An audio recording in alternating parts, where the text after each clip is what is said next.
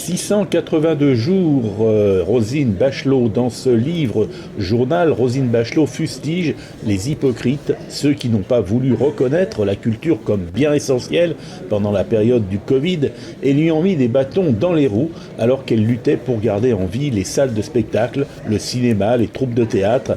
Roselyne Bachelot tire à vue.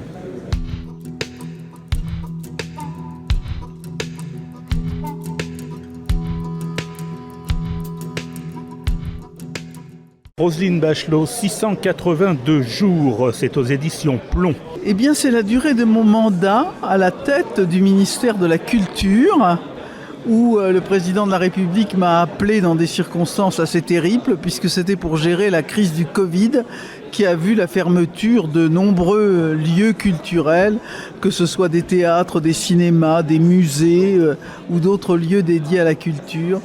Donc, une crise terrible et un patrimoine culturel qu'il s'agit de sauver. Il y a une chose qui est tout à fait surprenante, c'est qu'il y a eu beaucoup de misère, de malheur lors de cette crise du Covid.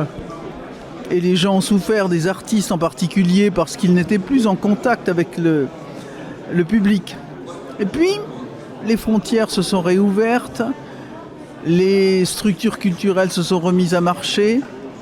Les artistes ont recommencé à naviguer dans le monde entier, ou du moins dans l'Europe. Et là, ils m'ont tous dit la même chose. Nous nous sommes rendus compte qu'il n'y avait qu'en France qu'on menait une politique culturelle de cette ampleur. Il n'y a qu'en France que les artistes ont été aidés de cette façon.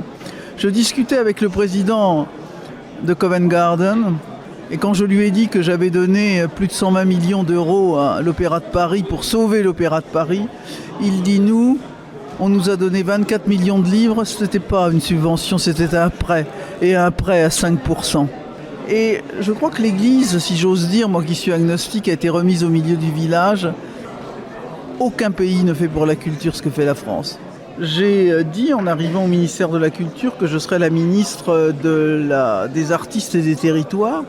Et au sein de ces territoires, j'ai organisé 3 états généraux consacrés au festival, parce que c'est en fait le cœur vibrant de la culture dans les territoires.